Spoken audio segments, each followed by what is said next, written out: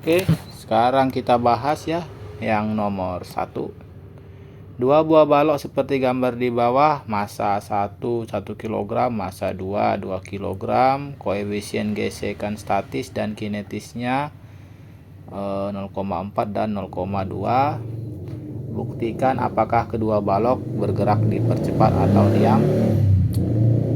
Untuk membuktikannya kita gambar dulu diagram gaya yang dialami masing-masing balok. Balok 1 mengalami gaya gesek dan gaya tegangan tali. Kenapa? Karena lantainya kasar, tegangan talinya ke arah kanan karena talinya di sebelah kanan. Gaya balok 1 juga mengalami gaya normal ke atas karena lantainya di bawah. Jadi menurut lantai kan balok ini berada di atas, jadi gaya normalnya ke atas, gaya beratnya ke bawah. Si 2 juga mengalami talinya di atas, jadi tegangan talinya ke atas, gaya beratnya ke bawah. Sip. Untuk mastiin apakah kedua balok bergerak dipercepat atau diam, kita harus melihat si balok 1. Kenapa si balok 1? Karena si balok 1 mengalami gaya gesek. Kalau dia diam, kalau dia bergerak, maka gaya dorong yang dialami si balok 1 harus lebih besar daripada gaya gesek statis maksimumnya. Di mana gaya dorong di sini adalah gaya tegangan tali. Jadi tugas kita sekarang mencari gaya tegangan tali. Masalahnya gimana cara mencari gaya tegangan tali? Kita bisa menganggap balok ini keduanya itu diam, sehingga nanti kita dapat gaya tegangan talinya. Jadi misalnya baloknya diam, kita amatin si balok 2 ya. Balok 2 diam. Ketika kakak bilang baloknya diam, berarti keduanya diam. Kenapa harus keduanya ya? Karena mereka ini terhubung oleh tali. Jadi keduanya ini memiliki percepatan yang sama. Kalau percepatan balok 1 itu 0, berarti balok 2 juga 0. Atau kalau balok satunya diam, balok 2 juga diam. Sehingga pada balok 2 total gaya yang dialaminya itu 0. Gaya apa aja? Gaya tegangan tali dan gaya berat. Kita buat, masukkan ya kan, M2G dikurang T sama dengan 0. Kita dapat T sama dengan M2G. T sama dengan 20 Newton. Itulah besar gaya tegangan tali. Pada balok 1 ini gaya tegangan tali itu berperan sebagai gaya dorong yang mendorong si balok 1 untuk bergerak ke sebelah kanan. Lalu sekarang kita melihat gaya gesek statis maksimumnya. Kita amatin si balok 1, total gaya yang dialaminya itu 0. Kenapa? Karena tadi anggapannya balok diam ya. Dimana total gaya pada sumbu Y ya, ini seharusnya total gaya pada sumbu Y-nya 0, maka total gaya pada sumbu Y-nya 0 artinya gaya ke atas itu sama dengan gaya ke bawah. Sehingga N1 sama dengan M1G. Kita dapat Fs max-nya, gaya gesek statis maksimumnya, dapatnya 0,4 kali 1 kali 10. Dapatnya 4 Newton. Kita bandingkan. Gaya dorong yang dialami si balok 1 adalah 20 Newton. Sementara gaya gesek statis maksimumnya itu 4 Newton. Lebih besar ternyata gaya dorongnya ya. Karena lebih besar ya gaya dorongnya daripada gaya gesek statis maksimum, maka balok 1 itu otomatis bergerak. Jika balok 1 bergerak, semuanya bergerak. Baik balok 1 dan balok 2. Jadi buktikan apakah kedua balok bergerak dipercepat atau diam. Jawabannya dipercepat ya, karena gaya dorong yang berperan sebagai gaya tegangan tali, atau sebaliknya ya, gaya tegangan tali yang berperan sebagai gaya dorong itu lebih besar daripada gaya gesek statis maksimumnya. Lanjut. Yang kedua, kita ingin mencari percepatan. Jadi dari logika tadi kan udah pasti bergerak ya. Sudah pasti bergerak.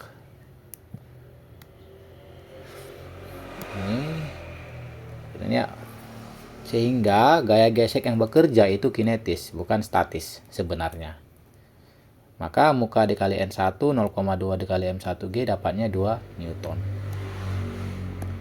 Sehingga untuk balok 1, total gaya yang bekerja searah mendatar itu adalah hukum kedua Newton. Kenapa? Karena baloknya bergerak. di mana gaya gesek yang bekerja, gaya gesek kinetis, ke kanan itu positif, ke kiri negatif, maka T dikurang FK. Kenapa T dikurang FK? Karena T-nya itu ke kanan jadi T positif, FK itu ke kiri, maka FK negatif. T dikurang 2 sama dengan 1 dikali A1. Balok 1 dan balok 2 itu terhubung oleh tali, maka percepatan balok 1 itu akan sama dengan percepatan balok 2, atau kita sebut sebagai A. Jadi ini A kita gantinya ya. Jadi 1 dikali A, di mana adalah A. Kita lanjut. Kita amatin sekarang balok kedua. Balok kedua geraknya ke bawah ya. Ya logika aja lah. Sistem ini kemana sih geraknya? Logikanya kan sistem ini geraknya gini kan. Kalau balok 1 ke kanan, balok 2 ke bawah. Karena balok 2 geraknya ke bawah, maka ke arah bawah itu aturan tandanya positif, sebaliknya ke atas negatif. Total gaya yang dialami balok 2, M2A2, M2G-nya positif. Kenapa? Karena ke arah bawah sesuai dengan aturan tanda. T-nya negatif karena ke atas sesuai dengan aturan tanda. M2A2. 10 dikurang T sama dengan 1 dikurang A2. Oh, ini kakak pakai hanya massa si 2 itu. Oh, ada kesalahan di sini ya. Harusnya massa si 2 tadi 2 kg, berarti 2 dikali A2. Seperti itu. Dimana tadi percepatannya sama ya. Alasannya percepatan balok 1 dan 2 sama karena mereka terikat oleh tali, jadi mereka itu memiliki percepatan yang sama. Sehingga ini kita koreksi ya. Jadi kita punya persamaan 1 dan persamaan 2. Untuk mencari percepatan, si talinya harus hilang tegangannya. Gimana cara menghilangkan tegangan? Ini T-nya plus, ini T-nya minus. Dijumlahin aja. Persamaan 1 dan persamaan 2 dijumlahin seperti ini. Maka yang sebelah kiri dulu, T dikurang A ditambah 10 dikurang T. Seperti ini. Karena dijumlahin ya, jadi ditambah. T minus T 0. Minus 2 tambah 10, 8. Ini A ditambah 2A, 3A. Seperti itu dia. Maka ini 3A. Nah, kita dapat A-nya 8/3 meter per second kuadrat. Jika ada yang mau ditanyakan, tanyakan di grup atau di kolom komentar. Yang kedua, sebuah balok masanya 5 kg ditempatkan pada bidang datar, koefisien gesek kinetik antara balok dan permukaan 0,3, balok ditarik dengan gaya 50 Newton. Hitunglah percepatan yang timbul jika gayanya mendatar, gaya F membentuk sudut 30 derajat terhadap X positif. Kita selesaikan dulu yang gayanya mendatar ya. Saat F mendatar, tidak ada sudut yang dibentuk ya, sehingga murni seperti ini. Gaya vertikalnya gaya normal dan gaya berat. Maka dari situ kita dapat di sini sebenarnya ini kakak miss ya. Ini kan gerakannya ke kanan. Dia tidak bergerak secara vertikal ke atas bawah, sehingga total gaya yang dialami pada sumbu vertikal itu 0. Atau bisa dikatakan gaya normal sama dengan gaya berat besarnya. Nah, sehingga kita cari FK-nya muka dikali N, muka dikali MG, 0,3 dikali 5 kali 10 atau 15 Newton. Berangkat dari situ, kita bisa mencari percepatannya. Percepatannya total gaya secara mendatar, ini percepatan mendatar ya. Total gaya mendatar dibagi masanya. Gaya apa aja? Yang pertama, gaya F ke kanan, FK-nya ke kiri. Berarti F dikurang FK dibagi M. 50 kurang 15 dibagi 5. 7 meter per second kuadrat. Kemudian, gimana kalau seperti ini? Jadi ada gaya ya. Ada gaya. Aduh.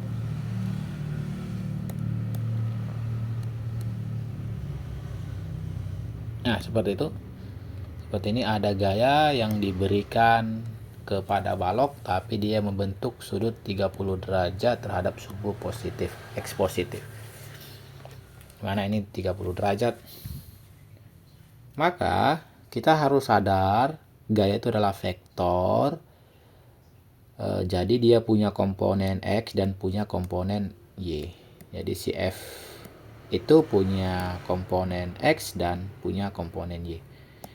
Dari situ kita bisa tebak ya kan, fx-nya itu apa, fy-nya itu berapa. Theta-nya berada di samping si fx. Jadi fx-nya itu cos, fy-nya sinus. Jadi fx-nya f cos theta dengan theta 30 derajat f 50 newton, maka dapatnya fx 25 newton, fy-nya theta-nya f-nya 50 newton, theta-nya 30 derajat, dapatnya 25 akar 3 newton. Tetap aja dia memiliki gaya normal dan gaya berat. Karena dia didorong ke kanan. Kenapa ke kanan? Karena ada fx yang ke arah kanan ya. Jadi dia memiliki gaya gesek ke kiri. Nah, untuk mencari berapa percepatan baloknya, ini percepatan ke arah apa? Mendatar ya. Kenapa? Logika aja deh. Kayak gini kan nggak mungkin ya. Ada gaya vertikal ke bawah, nggak mungkin membuat si baloknya ini naik ke atas terbang. Jadi gerakannya mendatar doang. Jadi percepatannya mendatar. Tapi sebelum itu kita harus mencari gaya normalnya dulu. Jadi gaya normal ke atas positif, ke bawah negatif. Total gaya secara vertikal itu 0 karena dia diam ya pada sumbu vertikal. Apa aja yang ke atas dialah positif. N ini ke atas jadi N-nya positif, FY-nya ke bawah dan si MG ke bawah. Jadi negatif ya, FY sama MG. Pindah ruas FY MG jadi FY plus MG, F sin theta ditambah MG 25 akar 3 ditambah 50. Ini salah nih ya. 25 akar 3. F sin theta itu 25 akar 3. Iya benar. Oh, ada kesalahan. Seharusnya bukan 75 jawabannya.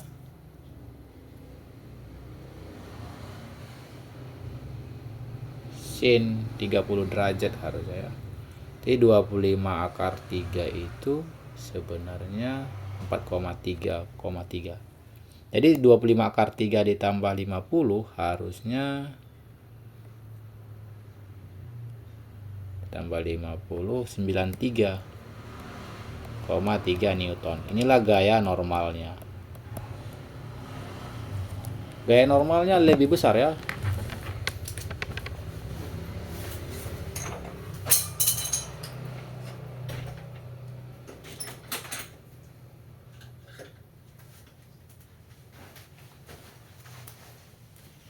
Gaya normalnya lebih besar daripada soal yang A. Kenapa? Karena di sini ada gaya tambahan ke arah vertikal ke bawah. Sementara itu di sini gaya vertikalnya cuma N sama MG. Sehingga itu membuat gaya normalnya lebih besar. Kemudian kita mencari gaya gesek kinetisnya. Muka dikali N. N-nya itu ini ya, F sin theta ditambah MG. Ini F sin theta ditambah MG. Muka dikali F sin theta ditambah MG. Ini N-nya itu dapatnya 93,3. Jadi 0,3 dikali 93,3. Dapatnya 27,99 Newton. Atau bisa dikatakan 28 Newton. Kita bulatin. Maka kita bisa mencari percepatannya. Pertama gaya apa aja. Kan dia percepatannya mendatar. Gaya apa aja yang mendatar, FK dan si Fx. Sehingga percepatan mendatar Fx dikurang Fk dibagi M. Dimana Fk-nya 28. Ini ada koreksi 28.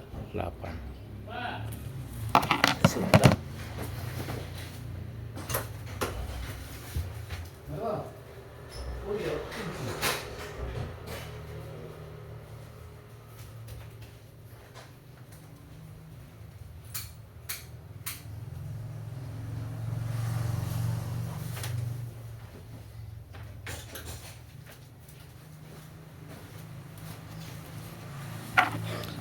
Jadi percepatannya 25 akar 3 dikurang 28/5, dimana itu bukan 4,16, melainkan 25 akar 3 dikurang 28 dibagi 5,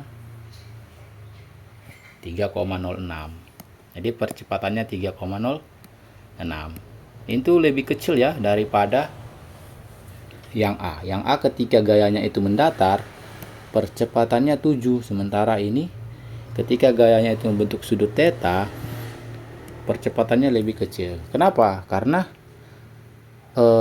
gaya normal yang membesar itu kan, gaya normalnya membesar di sini ya.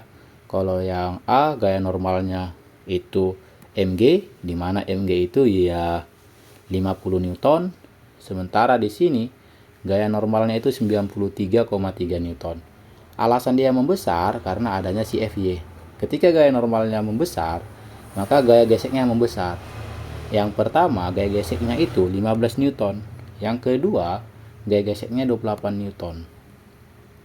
Jadi sebenarnya gaya normal itu berpengaruh banget ke besar gaya gesek. Semakin besar gaya normal, gaya gesek semakin besar.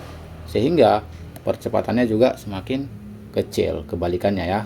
Ya, bayangin aja deh. Semakin besar hambatan ya, baloknya akan mengecil percepatannya. Oke, lanjut. Nomor 3, sebuah balok masanya 2 kg didorong dengan besar gaya P. Tentukan besar gaya P minimal untuk balok tersebut bergerak dengan mu S 0,4. Gambarannya seperti ini. Ada gaya berat, ada gaya normal, ada gaya gesek ke kiri, ada gaya dorong ke kanan. Nggak harus ke kanan ya gaya dorongnya, bisa aja ke kiri. Tapi kalau gaya dorongnya ke kiri, gaya geseknya ke kanan.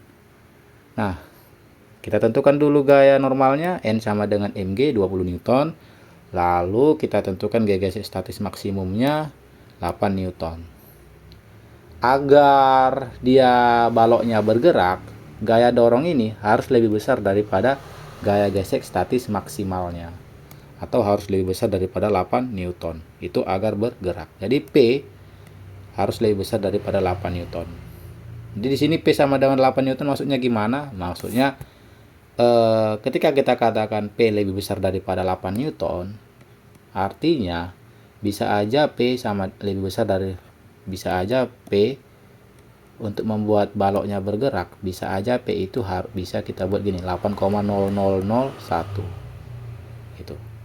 Ketika P-nya sebesar ini, gaya dorongnya sebesar ini, otomatis kan lebih besar daripada syarat dia bergerak, 8 Newton. Nah, ini pasti bergerak. Jadi bisa kita dekatin 8 Newton di sini ya. Jadi agar baloknya bergerak, batas minimalnya itu P harus sama dengan 8 Newton. Ini kondisi dia tepat akan bergerak. Atau bisa dikatakan kalau kita bilang kita kasih sedikit saja gaya, maka dia akan bergerak. Oke, nomor 4. Hitung pada sudut miring berapakah suatu balok akan bergerak turun jika koefisien gesekan statisnya 0,4. Jadi gambarannya seperti ini ya.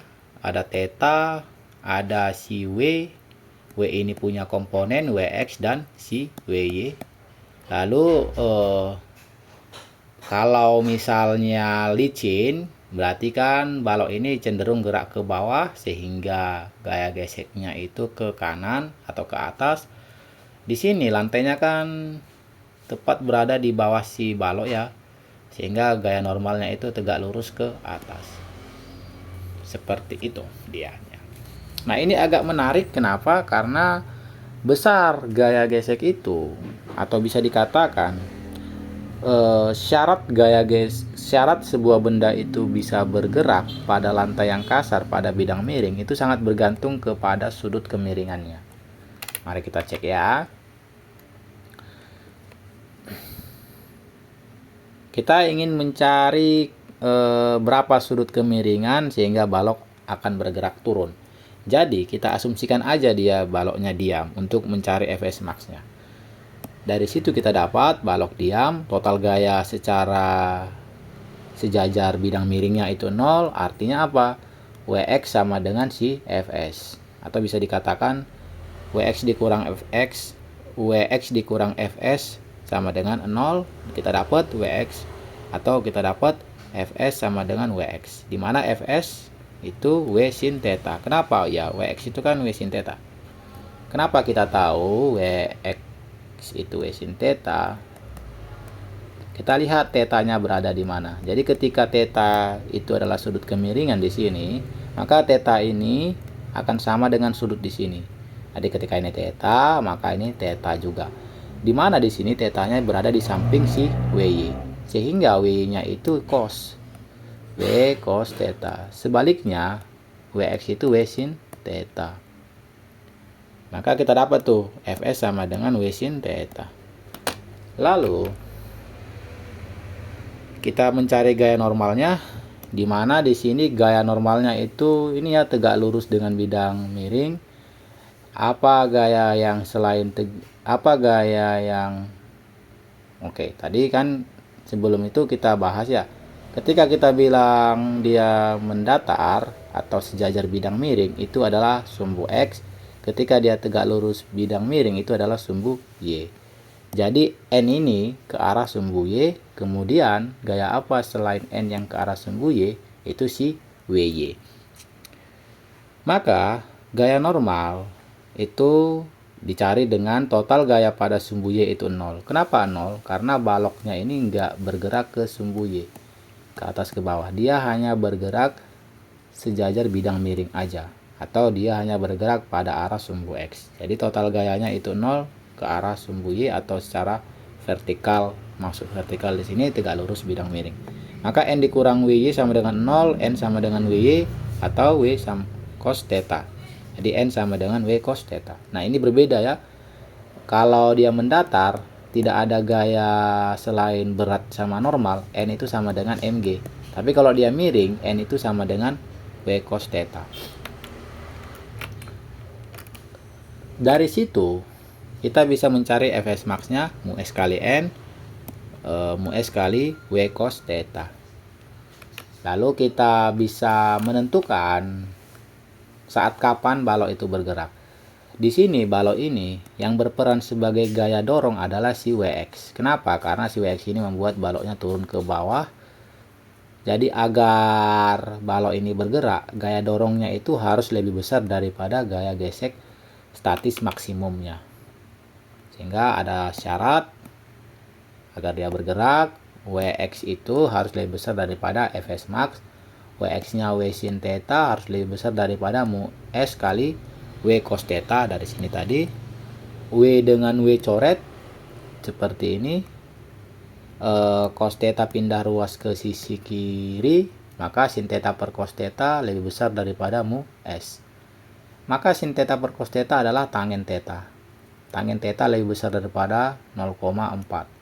Theta lebih besar daripada tangen inverse 0,4. Jadi ketika kita ingin mencari theta dari sebuah tangen sama dengan bla bla bla, tetanya berapa, maka tetanya itu tangen inverse 0,4 atau arcus tangen. Biasanya ini ada di kalkulator ya. Jadi untuk mencari ini kakak nggak bisa melakukannya manual, kakak menggunakan kalkulator. Jadi pakai kalkulator, bisa scientific, bisa juga kalkulator yang ada di Google.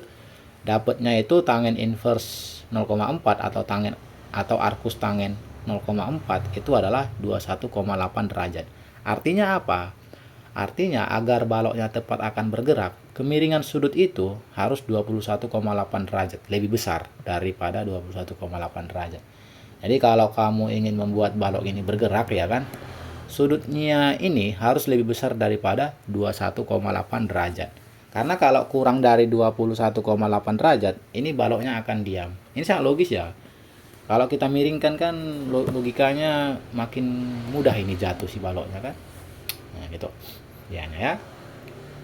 Jadi ini sangat penting nih, hasil ini sangat penting.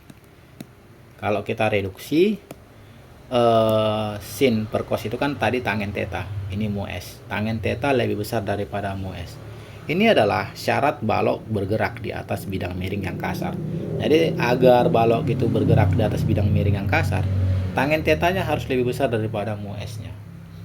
Nah, ini lanjutan nomor 4 ya, nomor 5.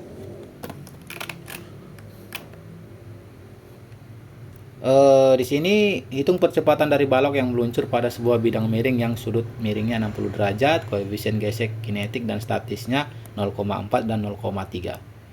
Nah, diperhatikan di sini apakah balok bergerak atau diam. Nah, kembali ke syarat tadi ya, untuk bidang miring, tangen theta lebih besar daripada mu S agar dia bergerak. Ini agar bergerak ya, agar bergerak.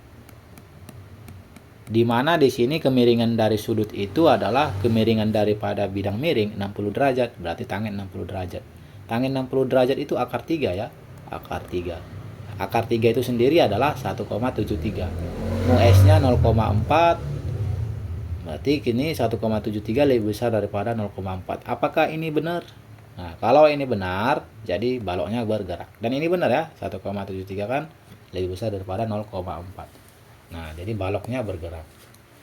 Sehingga kita bisa mencari percepatannya. Dengan catatan, pada balok itu, gaya gesek yang bekerja sudah kinetis karena baloknya bergerak. Sebelum itu kita cari dulu Wx sama Wy-nya. Wx-nya ini 5 akar 3 dikali massa. Di sini nggak dikasih tahu massanya ya. Jadi kalau kita ingin mencari Wx, W sin theta, W-nya itu M kali G sin 60 derajat. G-nya itu 10, berarti M kali 10. Sin 60 derajat setengah akar 3, sehingga 10 dibagi 2 5 ya kan, tersisa akar 3, 5 akar 3 jadinya. M nya enggak ada angkanya, berarti 5 akar 3 dikali M, ini dikali M sebenarnya ya. Begitu juga dengan si WY, W cos theta, W nya MG cos 60 derajat, cos 60 derajat setengah, G nya 10, M nya tidak ada. Ini 10 dibagi 2 5, berarti 5 dikali M 5M. Sehingga dari situ sebelum kita mengerjakannya, kita cari dulu FK-nya. Karena gaya gesek yang bekerja sudah kinetis, karena baloknya sudah bergerak dari sini. FK muka dikali N, muka dikali N-nya itu WY. Dari mana kakak tahu ini N sama dengan WY? Dari sini ya. Dari nomor 4 tadi. Di sini kan N sama dengan WY.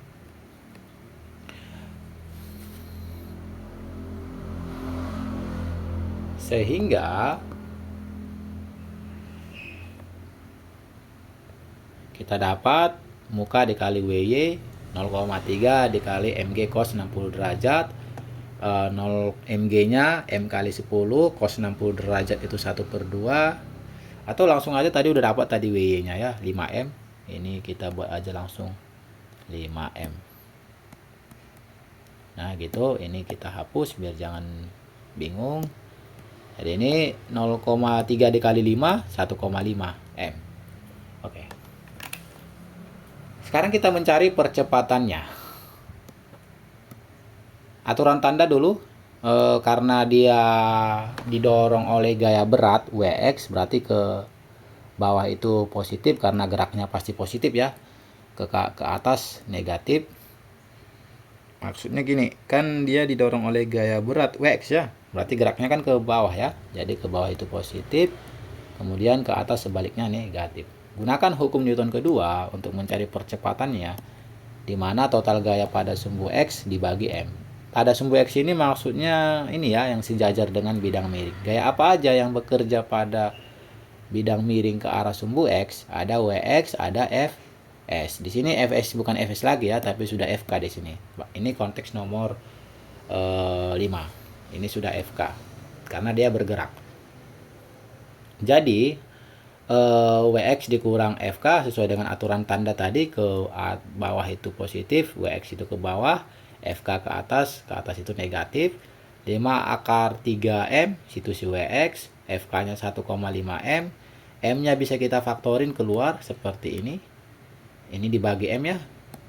Maka M atas dan M bawah coret. Sisanya 5 akar 3 dikurang 1,5.